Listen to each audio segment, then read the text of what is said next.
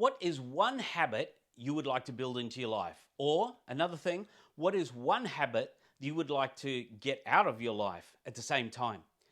Now, habits are done obviously by doing the same thing repetitively over and over again. Our brains have been incredibly created so that it wants to make life as easy as possible for us. So when it notices us doing the same thing again and again and again and again, and we get rewarded for it, then it's going to put that into a habit. Hey, I know what to do. I know how to do this. Driving a car, especially a manual, is exactly the same thing. That's how a habit is created. So when you first get in there, you're struggling. I've got to put my foot on the brake and then the clutch, and then I've got to put it in gear, and then I get the handbrake. What do I do with that?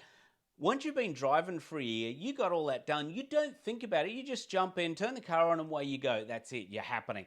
And it's very similar to that with habits as well. Focusing on what you're doing, putting it into play, and then actually making it habit. What are some habits you want to get rid of? Maybe you want to read a book instead of being on TikTok or whatever it is. Maybe you want to cut out eating before you go to bed because it's not a really good thing to be able to make your body try and process food as you're going to bed. It's not a good habit to get into or to be into. You might want to stop that. So maybe you can do a thing where, okay, what I'm going to do is I'm going to stop eating at say 6 o'clock, so I'm not going to eat after that. Maybe what I'll do is I'll give myself a cup of tea, or maybe a cup of tea, maybe just one block, one piece of dark chocolate or something like that in place, because you're getting a bit of a reward, but you're not really putting anything harmful or too much digestion into your body that's actually going to take too hard for you to process. Because one of the most important things we can do is sleep well. And by putting a bit of a routine, which we'll talk about on another episode,